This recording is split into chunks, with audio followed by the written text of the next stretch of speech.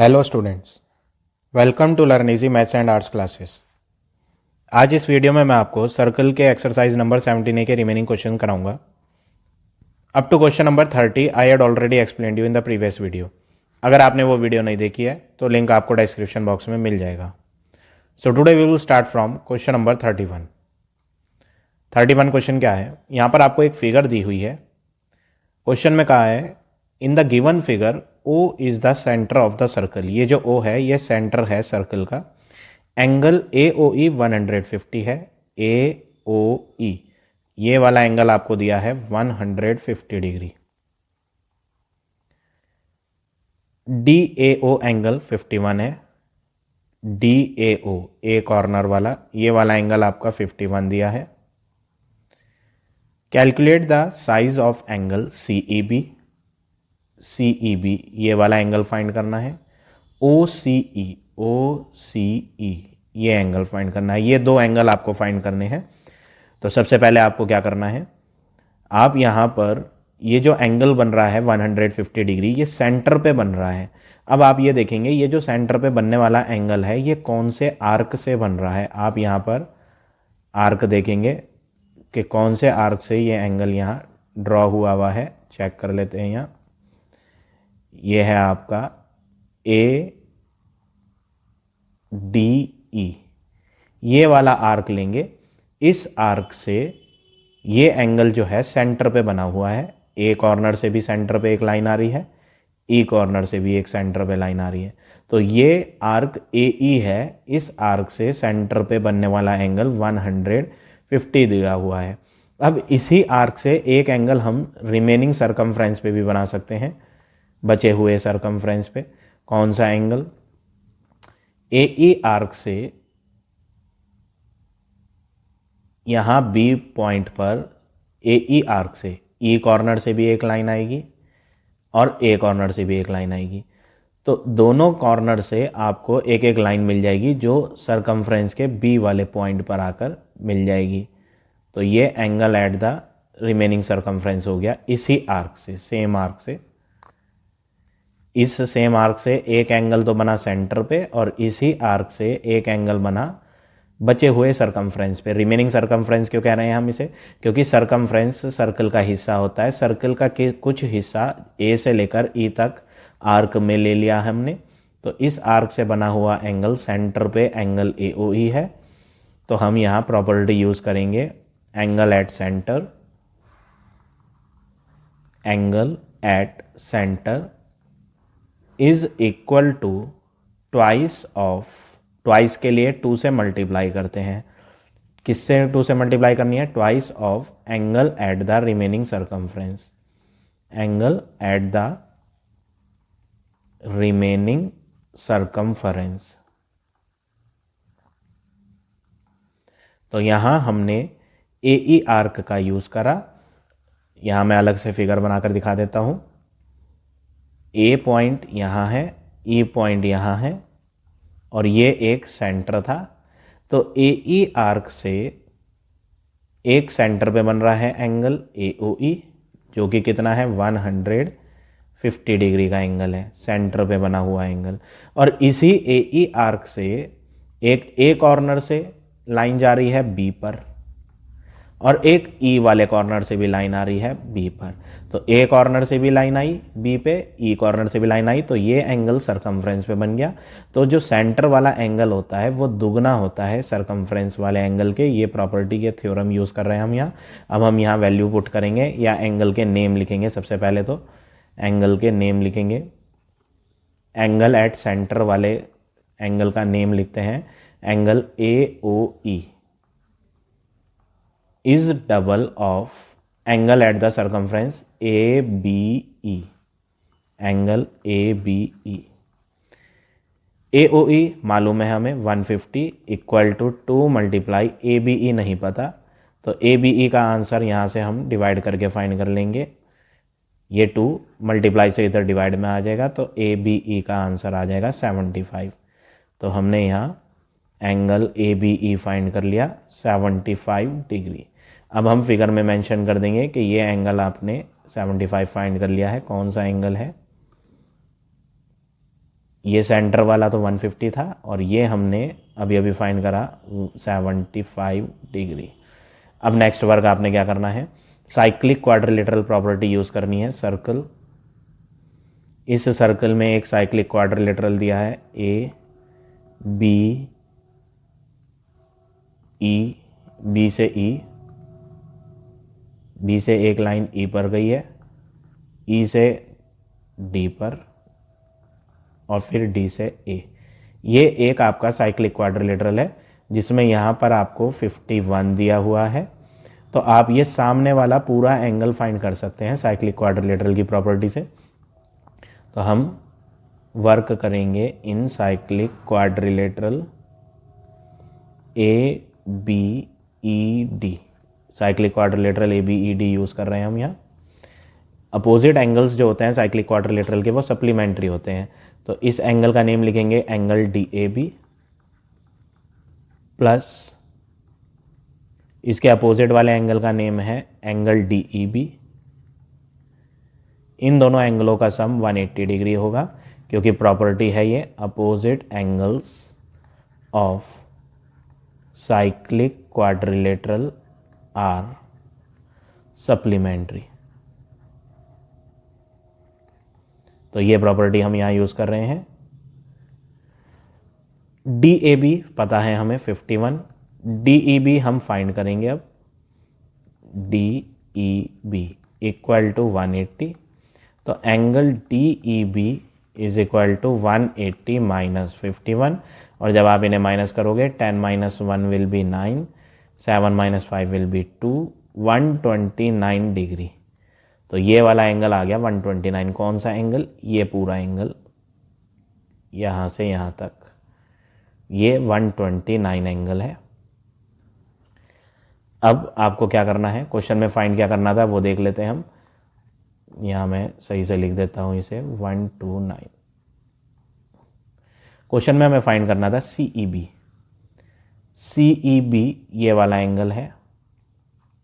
तो अगर हम यहाँ लीनियर पेयर प्रॉपर्टी लगाएं, ये स्ट्रेट लाइन जा रही है, हम यहाँ लीनियर पेयर प्रॉपर्टी यूज़ कर सकते हैं। यहाँ पर दोनों एंगलों का सम 180 है। कौन कौन से एंगल? ये एक स्ट्रेट लाइन है, यहाँ सही से लिख लेते हैं हम। ये एंगल हमने फाइंड करा 129। ये एंगल हमें फाइंड करना है। तो angle D E B plus angle B E C, B E C लिख दो या सी ई बी लिख दो, एक ही बात है। दोनों एंगलों का सम 180 क्योंकि हम यहाँ पर कौन सी प्रॉपर्टी यूज़ कर रहे हैं? स्ट्रेट लाइन वाली linear pair. Linear pair property use कर रहे हैं। डी ई बी 129 है प्लस बी ई सी हमें फाइंड करना है इक्वल टू 180। तो एंगल बी ई सी हम यहाँ फाइंड कर लेंगे 180 माइनस 129 और जब आप इन्हें माइनस करोगे तो ये हो जाएगा 10 माइनस 9 विल बी 1, इधर आ जाएगा 7, 7 माइनस 2 विल बी 5, 51 डिग्री। तो ये एंगल आपका आ गया 51 डिग्री। तो यहाँ पर हमने लीनियर पेयर प्रॉपर्टी यूज़ करके इसे 51 फाइंड कर लिया। आप दूसरे वे से भी फाइंड कर सकते हो, एक्सटीरियर एंगल प्रॉपर्टी लगाकर। ये डी ई वाली लाइन आगे तक जा रही थी सी तक। ये जो रफ फिगर मैंने बनाई है थोड़ी सही से नहीं बनी है, बट यहाँ पर आप एक्सटीरियर एंगल प्रॉपर्टी यूज़ करके ये वाला एंगल सी ई बी भी फाइंड कर सकते हो। हमने यहाँ लीनियर पेयर प्रॉपर्टी से फाइंड करा था तो हमारी ये चॉइस है। हम चाहे तो लीनियर पेयर प्रॉपर्टी यूज़ करें यहाँ और इस एंगल को फाइंड कर लें, otherwise exterior angle of the cyclic quadrilateral is equal to interior opposite angle, ये प्रॉपर्टी यूज़ करके भी हम यहाँ 51 फाइंड कर सकते हैं। तो ये आ गया आपका फर्स्ट पार्ट का आंसर, सी ई बी जो फाइंड करना था। अब एक पार्ट और है इसमें, ओ सी ई। ओ सी ई अगर आपको फाइंड करना है तो आप जो है यहाँ ट्राइंगल बनाएं। कौन सा ट्राइंगल? ओ यहाँ है, बी सी ई। ये एंगल हमने अभी अभी फाइंड करा है 51। ये एंगल आपको फाइंड करना है और ये एंगल आप फाइंड कर चुके थे 75। तो यहाँ पर फिगर हमने बना ली है। प्रॉपर्टी यूज़ करेंगे, exterior angle is equal to sum of two opposite interior angle. Triangle में एक्सटीरियर एंगल प्रॉपर्टी जो होती है उस प्रॉपर्टी का यूज़ कर रहे हैं। एक्सटीरियर एंगल बाहर वाला होता है O B E, angle O B E is equal to, sum के लिए प्लस आएगा, दो अपोजिट मीन्स सामने के, इंटीरियर मीन्स इनसाइड वाले एंगल। तो ये 75 बाहर था, सामने की तरफ ये साइड आ रही है, कौन सी साइड आ रही है, इसी साइड आ रही है। तो इस साइड पे जो एंगल बने हुए हैं उनका सम लेना है ट्राइंगल के अंदर। इस साइड पर एक इधर कॉर्नर पे एंगल है और एक इधर कॉर्नर पे एंगल है, इसका नाम है BEC एंगल, प्लस दूसरे वाले का नाम है angle ECB, angle ECB। OBE exterior है जो कि हमें पता है 75, BEC 51 है, प्लस ECB आपको फाइंड करना है, ECB। आप इसे ECB कह दो या फिर ECO कह दो। एंगल कौन सा है, ये C कॉर्नर वाला, तो C बीच में आना चाहिए, तो यहाँ C बीच में ही है, मिडिल में। 75 माइनस 51 इक्वल एंगल ECB, और जब आप इन्हें माइनस करोगे तो आंसर हो जाएगा 24 डिग्री। किसका आंसर आ गया, ये आपका सेकंड पार्ट का। सेकंड पार्ट में ECB आपको फाइंड करना था, तो उसका आंसर हो गया आपका 24 डिग्री। तो इस तरह से आप ये क्वेश्चन नंबर 31 करेंगे। अब आ जाते हैं नेक्स्ट क्वेश्चन पे, 32 क्वेश्चन देखते हैं। क्वेश्चन नंबर 32, आपको ये फिगर दी हुई है। In the given figure P and Q are the centre of the two circle. एक सर्कल ये है, इसका सेंटर P है, दूसरा सर्कल ये है, इसका सेंटर Q है। Both the circle are intersecting each other at B and C। दोनों सर्कल आपस में कहाँ कहाँ टकराएं, एक तो B पॉइंट पर टकराएं और एक C पॉइंट पर टकराएं। ACD एक स्ट्रेट लाइन है, ये एक स्ट्रेट लाइन है। Calculate the numerical value of x, आपको ये x फाइंड करना है। अब इसके लिए आपको क्या करना है, सबसे पहले आप फर्स्ट वाला सर्कल लेंगे जिसमें आपका सेंटर P है, सेंटर P। इस सेंटर पे एंगल जो बन रहा है वो 150 दिया हुआ है, ये एंगल 150 है आपका। कौन से आर्क से बन रहा है, ये AB आर्क, ये सरकमफ्रेंस का हिस्सा है AB। इस आर्क से सेंटर पे बनने वाला एंगल 150 है। अब इसी आर्क से एक सरकमफ्रेंस पे भी एंगल बन रहा है जो C पॉइंट पे बना था, यहाँ ये वाला एंगल। तो ये एंगल सरकमफ्रेंस पे आ रहा है, रिमेनिंग सरकमफ्रेंस पे। कौन सा रिमेनिंग सरकमफ्रेंस, कुछ सरकमफ्रेंस का कुछ पार्ट तो हमने आर्क में ले लिया है, सरकमफ्रेंस का जो बचा हुआ हिस्सा है उसको हम रिमेनिंग सरकमफ्रेंस कह रहे हैं। कौन सा है रिमेनिंग सरकमफ्रेंस, यहाँ से लेकर यहाँ तक वाला रिमेनिंग सरकमफ्रेंस है। तो आप यहाँ प्रॉपर्टी यूज़ करेंगे, angle at centre is equal to double of या ट्वाइस कहते हैं इसे हम, twice of angle at the remaining circumference, angle at remaining circumference. ये प्रॉपर्टी यहाँ यूज़ करनी है। सेंटर वाले एंगल का नेम है APB angle, angle APB is equal to double of angle ACB। ये डबल आप लेफ्ट हैंड पर लाएंगे, पहले आप यहाँ वैल्यू पुट करें, APB की वैल्यू 150 है, is equal to double of angle ACB। ये जो 2 मल्टीप्लाई में है लेफ्ट हैंड पे डिवाइड में आ जाएगा, और डिवाइड में इसे हम लाकर ACB का आंसर फाइंड कर लेंगे 75। तो ACB का आंसर हमने फाइंड कर लिया 75, फिगर में मेंशन कर देते हैं, ये एंगल आपका 75 डिग्री का है। अब नेक्स्ट वर्क आपने क्या करना है, यहाँ पर आप लीनियर पेयर प्रॉपर्टी यूज़ करके ये एंगल फाइंड कर लें, angle ACB plus angle BCD,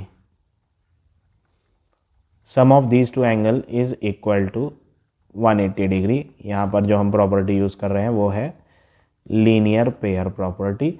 दोनों एंगलों का सम, हाफ सर्कल जब बनता है तो स्ट्रेट लाइन पे हाफ सर्कल का मतलब क्या होता है, 180 डिग्री होता है। तो दोनों एंगलों का सम यहाँ पर 180 डिग्री हो गया, जिसमें से ACB का आंसर हमें पता है 75 प्लस BCD हम फाइंड करेंगे अब। तो एंगल BCD का आंसर 180 माइनस 75 दैट इज़ 105। तो हमें यहाँ आंसर मिल गया 105, ये वाला आंसर आपका 105 डिग्री है। अब आप दूसरे सर्कल पे आ जाएंगे जिसका सेंटर Q है, सेंटर Q।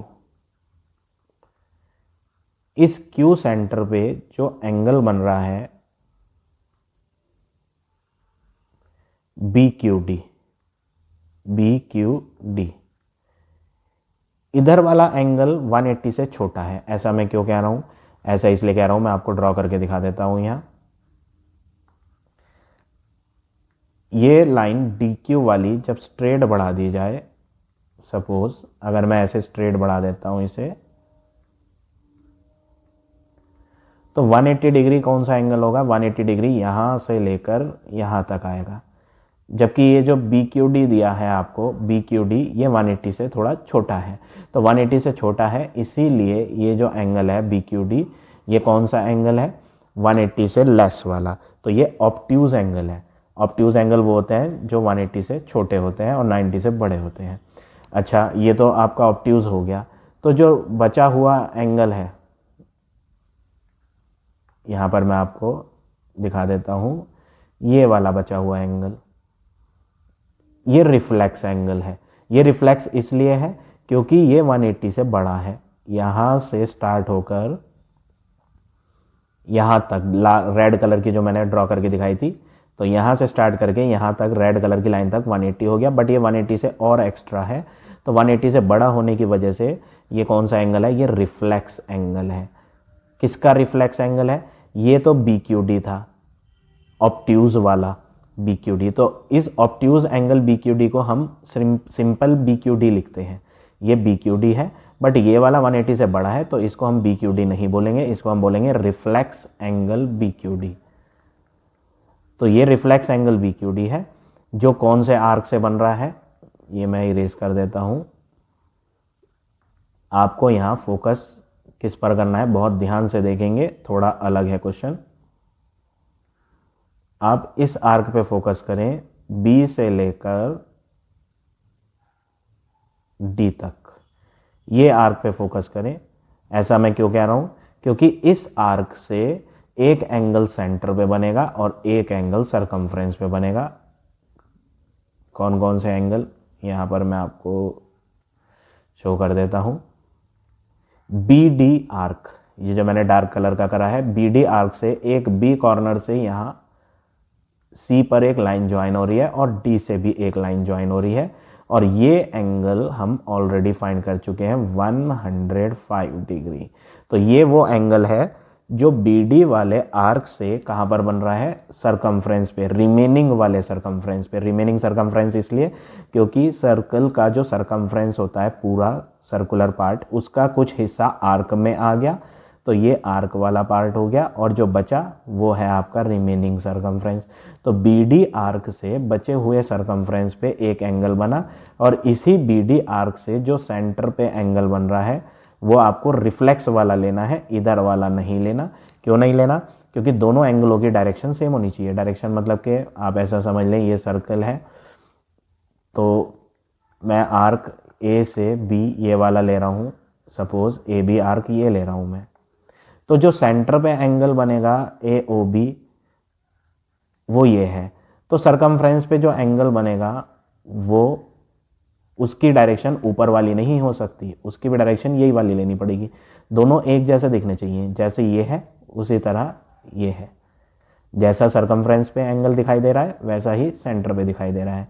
तो डायरेक्शन क्या है इसकी? Down side. ऐसा लग रहा है जैसे ये डाउन साइड है, लेकिन ये एंगल जो था ये अप साइड आ रहा था, तो अप साइड वाला नहीं लेना।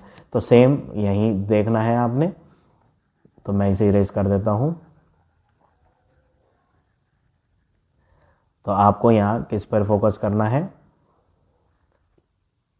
BD आर्क से सरकमफ्रेंस पे ये एंगल बन रहा है जो BC और CD लाइन के इनसाइड में ये बना एंगल, नीचे की तरफ, डाउन साइड, BC और CD लाइन के नीचे की तरफ। इसी तरह इसी आर्क से एक लाइन B से सेंटर पर आई, दूसरी लाइन D से सेंटर पे आई, तो एक BQ लाइन और एक DQ लाइन के नीचे ये वाला एंगल आ रहा है जो कि क्या है? Reflex angle. तो यहाँ पर आप सेंटर वाली प्रॉपर्टी यूज करेंगे, angle at center is equal to double of angle at remaining circumference। तो ये प्रॉपर्टी यहाँ यूज़ करनी है। एंगल एट सेंटर, सेंटर पे जो एंगल बन रहा है वो है आपका ये वाला reflex angle B Q D. तो यहाँ लिखेंगे reflex angle B Q D is equal to double of angle at the circumference B C D. B C D आपको मालूम है 105, double of 105 equal to reflex angle B Q D. तो reflex angle B Q D यहाँ पर आ जाएगा 5 to 10, 1 2 0 0 1 2, 210 degree आ गया। कौन सा? ये वाला रिफ्लेक्स 210। तो जो reflex angle B Q D है वो तो हमें फाइंड करना ही नहीं है, हमें तो बचा हुआ एंगल फाइंड करना है। तो पूरा कंप्लीट सर्कल 360 डिग्री का होता है।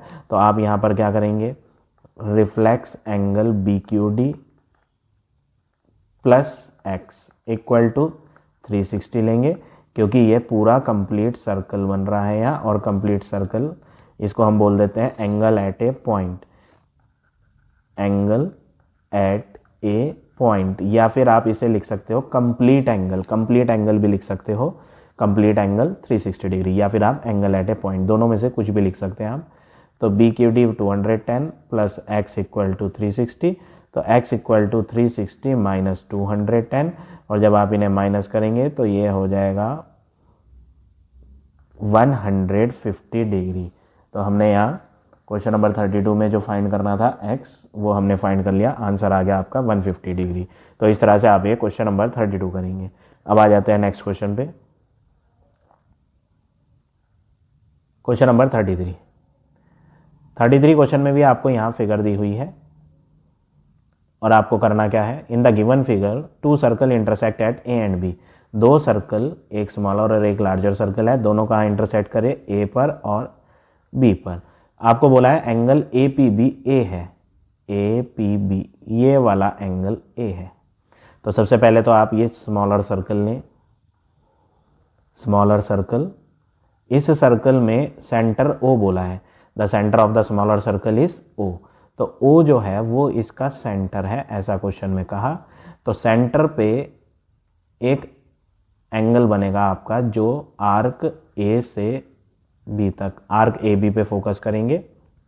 मैं यहाँ थोड़ा सा बोल्ड बना देता हूँ इसे डार्क करके, arc A B. Arc A B से एक एंगल तो आपका सेंटर पे बनेगा और एक एंगल आपका सरकमफ्रेंस पे बनेगा, सरकमफ्रेंस पे पी पर आ रहा है। ये एंगल हमें पता है सरकमफ्रेंस वाला ए, तो सेंटर वाला डबल होता है, डबल का मतलब ये वाला एंगल जो होगा सेंटर वाला ये डबल होगा 2a। तो आपको यहाँ क्या करना है, प्रॉपर्टी यूज करनी है, angle at centre is equal to double of angle at remaining circumference. तो सेंटर वाला एंगल जो है वो है आपका AOB, angle AOB is double of angle APB, APB है 2, तो डबल ऑफ APB A दिया था आपको, तो A का डबल करेंगे तो आंसर बन जाएगा 2A। तो एंगल AOB हमने फाइंड कर लिया, फर्स्ट पार्ट में यही फाइंड करना था, तो ये आपका फर्स्ट पार्ट का आंसर हो गया 2A। सेकंड पार्ट की बात करें, सेकंड पार्ट में आपको एंगल ACB फाइंड करना है। तो ACB फाइंड करने के लिए आप दूसरा सर्कल लेंगे, कोई ज़्यादा डिफिकल्ट टास्क नहीं है, इजी है ये क्वेश्चन, ये वाला पार्ट आपका इजी है। आपको क्या करना है, आप दूसरा सर्कल लेंगे, उस सर्कल में आपको साइक्लिक क्वाड्रिलेटरल मिलेगा, A O, ये A है आपका, ये O है, O से B, और इधर आपका C है, AOBC, ये आपका एक साइक्लिक क्वाड्रिलेटरल है, ये एक साइक्लिक क्वाड्रिलेटरल है। AOB हम फाइंड कर चुके हैं 2A। तो साइक्लिक क्वाड्रिलेटरल के अपोजिट एंगल सप्लीमेंट्री होते हैं, दैट मीन्स इन दोनों एंगल्स का सम 180 होगा। तो इन दोनों एंगलों का सम 180 लेकर हम ये वाला आंसर फाइंड कर लेंगे, 180 माइनस 2A। तो एंगल ACB जो आपको फाइंड करना था वो यहाँ पर फाइंड हो जाएगा। कौन सी प्रॉपर्टी यूज़ करनी है? Opposite angles of cyclic quadrilateral are supplementary. तो यहाँ पर AOB और ACB का सम 180 लेंगे। Opposite angles of cyclic quadrilateral are supplementary. ये प्रॉपर्टी यूज़ करके हम यहाँ ACB का आंसर फाइंड कर लेंगे। तो ये ACB आ जाएगा 180 माइनस 2A। अब थर्ड पार्ट पे आ जाते हैं। थर्ड पार्ट में क्या फाइंड करना है? ADB। ADB कैसे फाइंड करेंगे? फिगर में देखते हैं। ADB, ये लाइन ज्वाइन नहीं है तो हमें जोड़नी पड़ेगी A से D और फिर ये एंगल फाइंड करना है। तो कोई डिफिकल्ट टास्क नहीं है। पहले हमने जो साइक्लिक क्वाड्रिलेटरल लिया था, अब उससे दूसरा साइक्लिक क्वाड्रिलेटरल लेना है। एक और साइक्लिक क्वाड्रिलेटरल बनेगा यहाँ, मैं आपको ड्रॉ करके दिखा देता हूँ। A से O, थोड़ी सी लाइन सही नहीं बनी है, इसे बना देते हैं। A से O है, O से B है। AOB एंगल हमें पता है 2A, फिर B से D और A से D। ये एक साइक्लिक क्वाड्रिलेटरल है। ADB आपको फाइंड करना है थर्ड पार्ट में। तो यहाँ पर आपको नजर आएगा ये एंगल्स आपस में क्या हैं? अपोजिट एंगल हैं। तो ये एंगल आपस में क्या होंगे? सप्लीमेंट्री होंगे। तो इन दोनों का सम 180 लिया जाएगा, क्योंकि ये एक साइक्लिक क्वाड्रिलेटरल है। तो साइक्लिक क्वाड्रिलेटरल के अपोजिट एंगल सप्लीमेंट्री होते हैं। तो ये भी आंसर 180 माइनस 2A आ जाएगा। तो इस तरह से आप ये क्वेश्चन नंबर 33 करेंगे। अब जरूरी नहीं है कि आप यहाँ साइक्लिक क्वाड्रिलेटरल प्रॉपर्टी यूज़ करें, आप angle of the same segment भी ले सकते हो। वो भी कैसे होगा वो मैं दिखा देता हूँ, आपको यहाँ शो कर देता हूँ। Angle of the same segment are equal, A से B वाला आर्क लेंगे आप, A to B आर्क। ये आर्क लेना है आपने A to B। A to B arc से एक एंगल सरकमफ्रेंस पे यहाँ बनेगा। कौन सा एंगल? यहाँ देख लेते हैं। एक तो C वाले पॉइंट पर बना, कौन से आर्क से? AB आर्क से। दूसरा AB आर्क से ये भी बन रहा है। मैं आपको अनदर कलर से हाईलाइट करके दिखा देता हूँ। ये सेम आर्क से बन रहा है, उसी सेम आर्क से जिससे AB आर्क से जो एंगल ACB बना था, उसी सेम आर्क से ADB भी बन रहा है। तो angle of the same segment are equal होते हैं। तो जो एंगल हमने यहाँ फाइंड करा था 180 माइनस 2 है, उतना ही ये होगा 180 माइनस 2 है। तो इस तरह से आप ये क्वेश्चन नंबर 33 भी कर सकते हैं। ये स्टेप भी आप लगा सकते हैं जो मैंने यहाँ बताया। अब आ जाते हैं नेक्स्ट क्वेश्चन पे। क्वेश्चन नंबर 34th क्वेश्चन में क्या कहा है? O is the centre of the circle. ये जो O है आपका, ये सेंटर है सर्कल का। एंगल ABC 55 दिया है, आपको X और Y फाइंड करना है। तो कोई ज़्यादा डिफिकल्ट क्वेश्चन नहीं है, इजी क्वेश्चन है। सबसे पहले आप सरकमफ्रेंस का पार्ट देखेंगे। सरकमफ्रेंस का A से स्टार्ट करेंगे, A से लेकर C तक का पार्ट देखेंगे। ये वाला आर्क यूज़ करेंगे हम, आर्क ADC। इस आर्क ADC से एक एंगल आपका सेंटर पे बनेगा और एक एंगल आपका रिमेनिंग सरकमफ्रेंस पे बनेगा। तो यहाँ पर हम angle at centre is equal to double of angle at remaining circumference वाली प्रॉपर्टी यूज करेंगे। Angle at centre is twice of angle at the remaining circumference. अब आपको क्या करना है? एंगल एट सेंटर पे देखना है। एंगल एट सेंटर कौन सा है? यहाँ सेंटर पे बना हुआ एंगल जो है वो है आपका ये वाला एंगल AC आर्क से, जिसका नेम है एंगल AOC। तो आप यहाँ लिखेंगे angle AOC is double of angle at the remaining circumference. इस आर्क से बचा हुआ सरकमफ्रेंस का हिस्सा इतना बड़ा है, यहाँ पर सरकमफ्रेंस पे ये एंगल बन रहा है एंगल ABC। अब यहाँ पर आप वैल्यूज पुट करेंगे। AOC x है 2 × 55। तो फाइनली हमें x का आंसर मिल जाएगा 110 डिग्री। तो x आ गया आपका 110 डिग्री। अब आपको क्या करना है? y फाइंड करना है। तो आप साइक्लिक क्वाड्रिलेटरल यूज़ करेंगे। यहाँ पर साइक्लिक क्वाड्रिलेटरल है ए से डी, डी से सी, सी से बी। ये एक साइक्लिक क्वाड्रिलेटरल दिया है आपको, जिसमें यहाँ ए बी सी एंगल 55 है। तो इसके अपोजिट वाले एंगल को फाइंड करना है आपने, जिस पे वाई लिखा हुआ है। तो आप लिखेंगे angle A D C plus angle C B A, sum of these two angle 180। क्यों? क्योंकि ये थ्योरम है, प्रॉपर्टी है, opposite angle of cyclic quadrilateral are supplementary. तो ये प्रॉपर्टी यहाँ यूज़ कर रहे हैं। और यहाँ ए डी सी की वैल्यू y आ जाएगी। सी बी ए की बात करें तो 55 है, y प्लस 55 इक्वल टू 180। तो y इक्वल टू 180 माइनस 55 कर देंगे, और जब आप सब्ट्रैक्ट करोगे तो ये आ जाएगा 125 डिग्री। तो ये हो गया आपका फाइनल आंसर क्वेश्चन नंबर 34 का। x का आंसर 110 और y का आंसर 125। अब आ जाते हैं नेक्स्ट क्वेश्चन पे। क्वेश्चन नंबर 35 क्वेश्चन में फिगर दी हुई है और इन्होंने बोला है A is the centre of the circle. ये जो ए है ये आपका सेंटर है। ए बी सी डी एक पैरेललोग्राम है। ये फिगर आपकी पैरेललोग्राम दी है।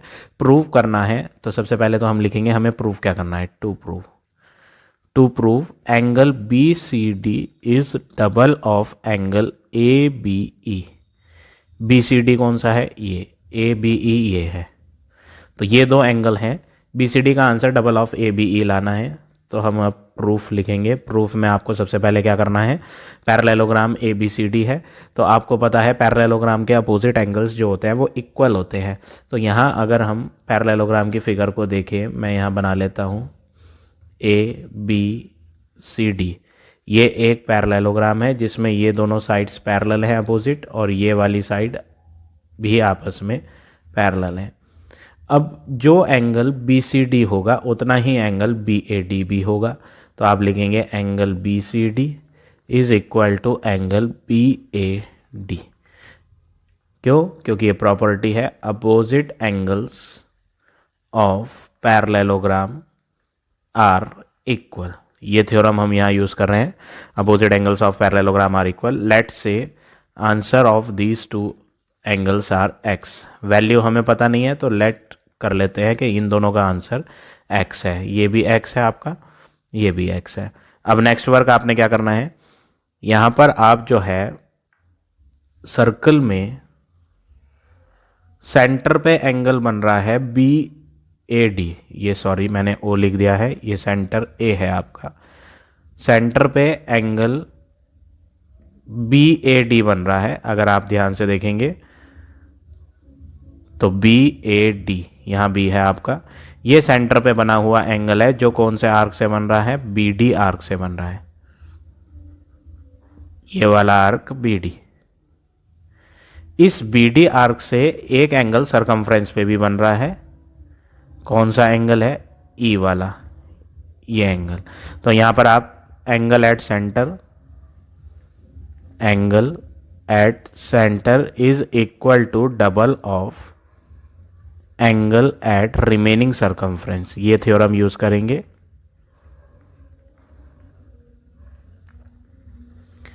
तो ये थ्योरम हम यूज करेंगे यहां पर, और इनमें एंगल्स की वैल्यू के नेम लिखेंगे। एंगल एट सेंटर कौन सा है? एंगल बी ए डी है। तो angle B A D is equal to double of angle at the remaining circumference. Circumference पे एंगल ये वाला बन रहा है, यहां पर मैंने बनाकर भी दिखाया फिगर में, B E D, angle B E D. तो हमने यहाँ बी ए डी का answer double of B E D कर दिया। बी ए डी का आंसर हमें पता है, बी ए डी क्या है? X equal double of angle B E D. यहाँ हम 2 को हटा देंगे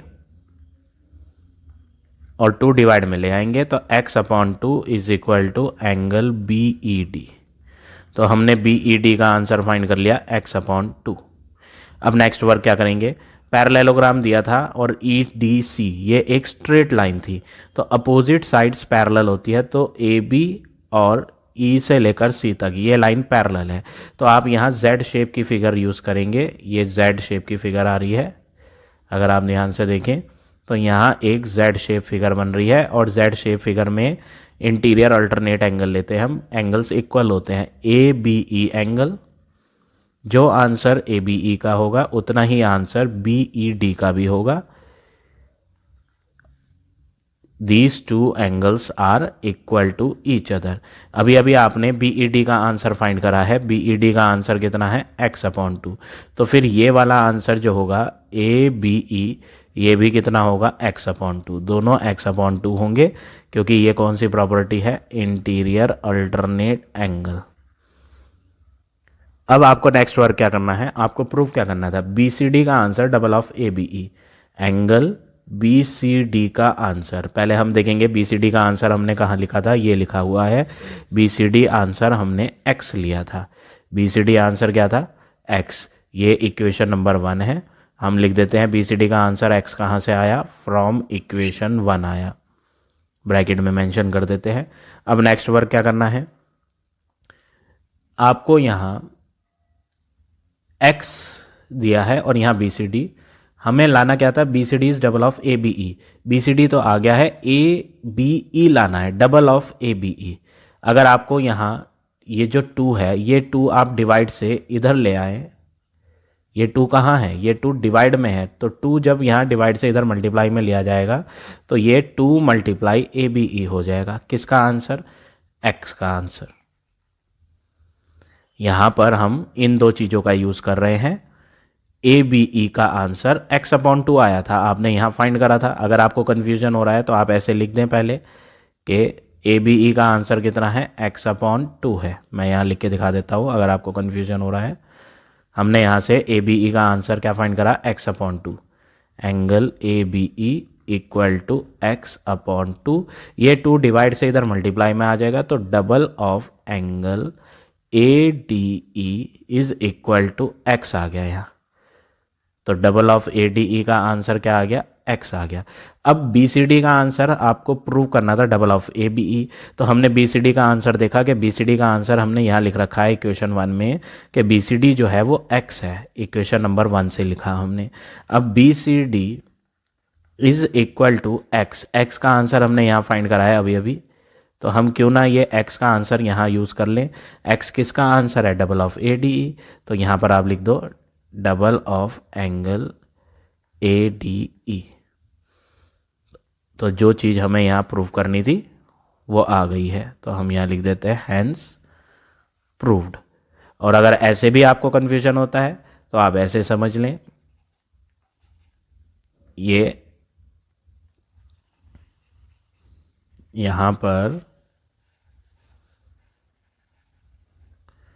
हम लिख देते हैं, ये जो हमने प्रूव करा है ये इक्वेशन नंबर 2 है। इक्वेशन नंबर 1 वो है जिसमें हमने BCD का आंसर x फाइंड करा था।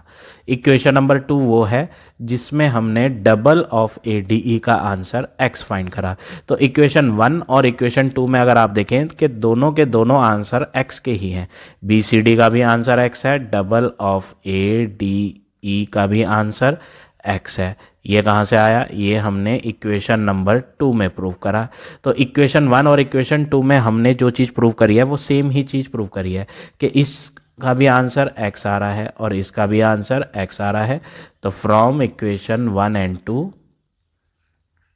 वी गेट, इक्वेशन 1 और 2 से हमें क्या मिला कि जो आंसर एंगल BCD का है वही answer double of angle ADE का भी है। तो ये ही हमें प्रूव करना था, तो हम आगे लिख देंगे हैंस प्रूव्ड। तो ये हो गया आपका फाइनल सॉल्यूशन क्वेश्चन नंबर 35 का। तो आज हम इतने ही क्वेश्चन करेंगे। आई होप आज का पढ़ाया हुआ टॉपिक आपको समझ आ गया होगा। If you like my way of teaching then please like, comment और शेयर जरूर करें। In the next video I will give you the remaining question of this exercise.